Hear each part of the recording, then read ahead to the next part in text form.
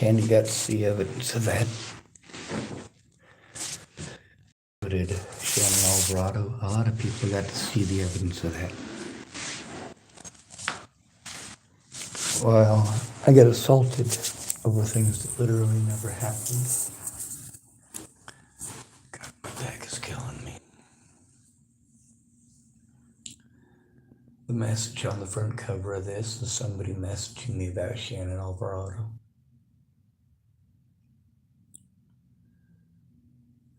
It's the same thing with Shannon every single time.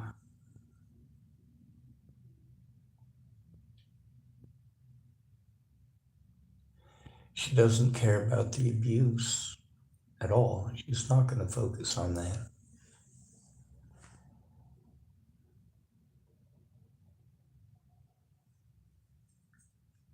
So much for making a list, right?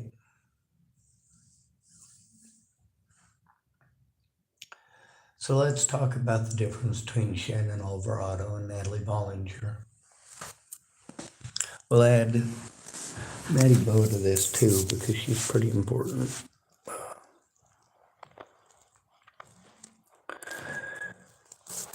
Natalie Bollinger and Maddie Boa, after I hurt my back, they were the first friends to actually give a shit somewhere other than on goddamn Facebook. Natalie Bollinger and Maddie Boa both came, and they both listened very well.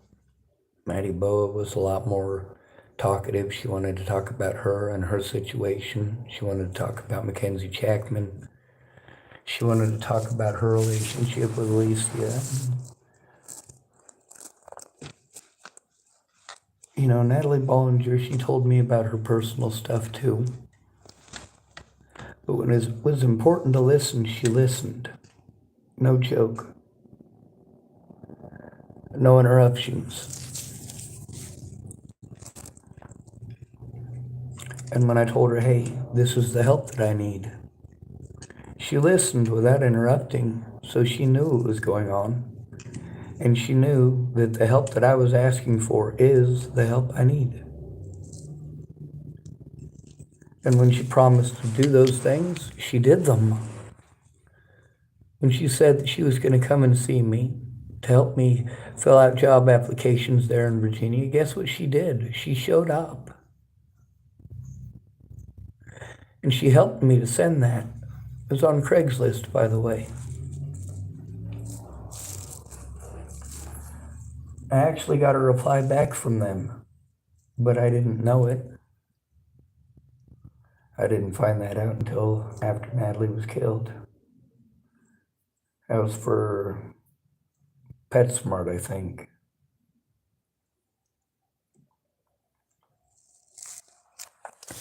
When I said I needed a friend in person, she was a friend in person. I don't mean like Shannon Alvarado, where I show up there and basically she just talks over me and treats everybody like shit.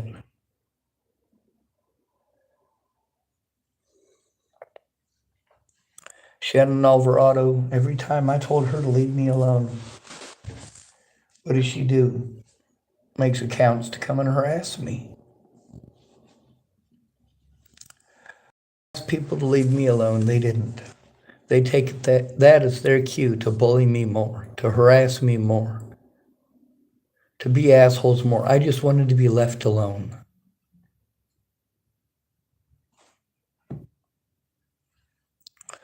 When I needed a real friend, Natalie Bollinger showed up. And she helped how I needed. I told her that I needed to be able to take my backpack to storage because my back was messed up. I couldn't walk with it anymore. I'd had it on my back for about 6 months after hurting my back. And guess what she did? She showed up. She helped me to take my backpack out to storage, to take out everything non-essential. That was in Boulder. In Virginia, same thing with the job applications. She helped me how I needed.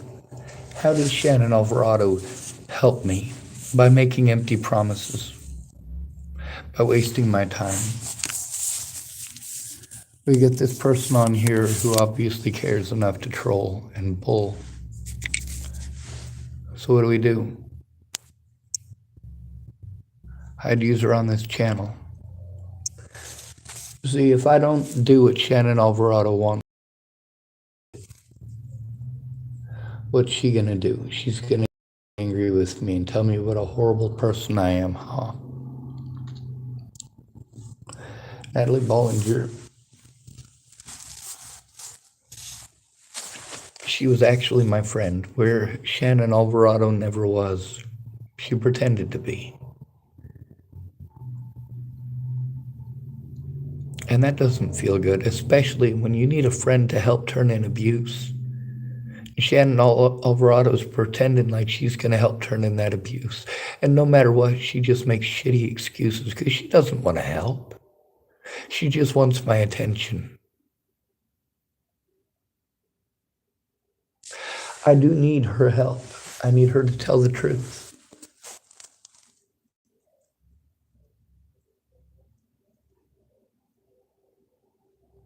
But is she ever going to? No, probably not.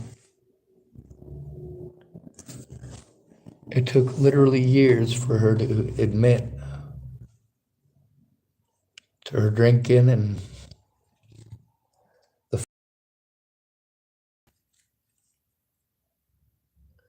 she still won't admit that that has an effect on my life. She still won't admit that that had an effect on everybody in that house who had to hear it. She wanted to try recreating stuff with Natalie, and then she wants to bring it up over and over again. Remember the time I held your hand? Jesus fucking Christ.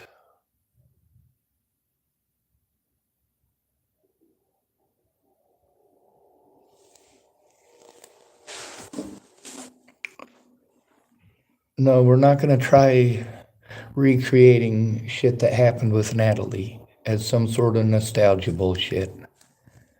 And we're not going to bring it up 10,000 times.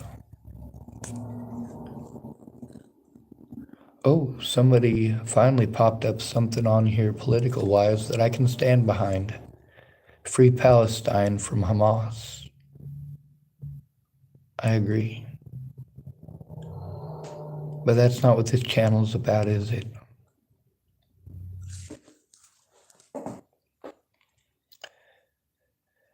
Anyway, I'm going to end this one because this person who typed at me typed a lot more. I'll make sure that we post up the segments so that you can read all of them.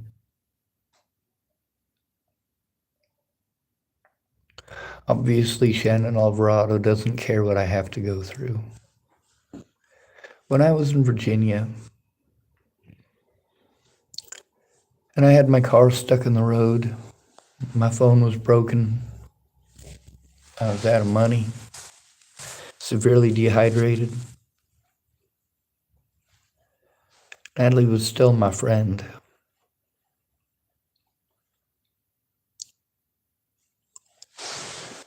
That was the day we stopped being friends. Well, sort of.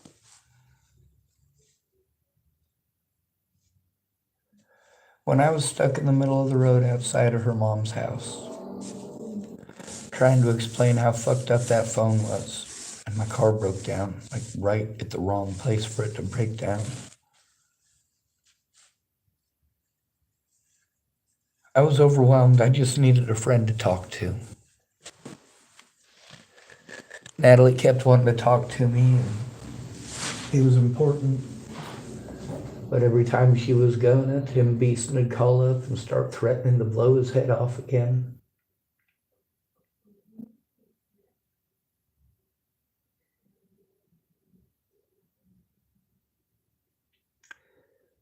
When you ignore abuse against the people you care about, who don't care about them,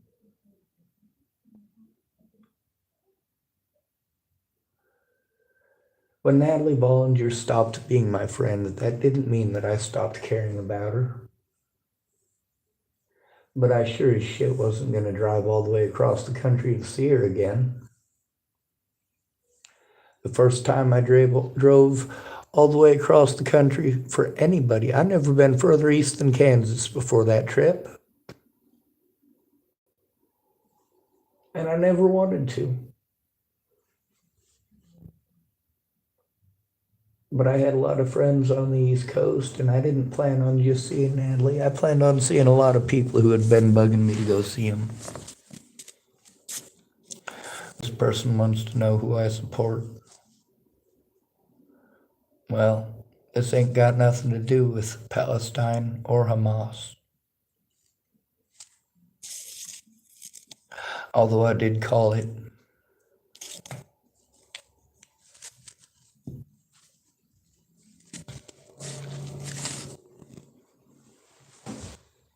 So,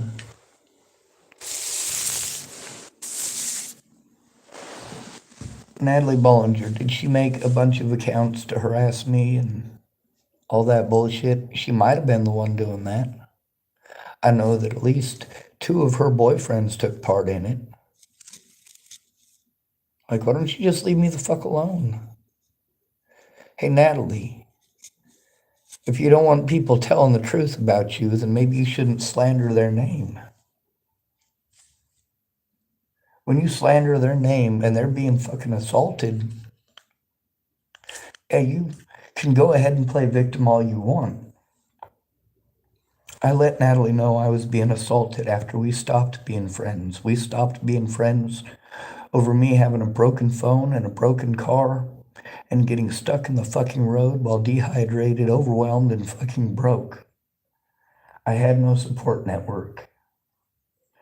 Natalie and Alicia were the closest that I had there. That never should have turned into years of this BS.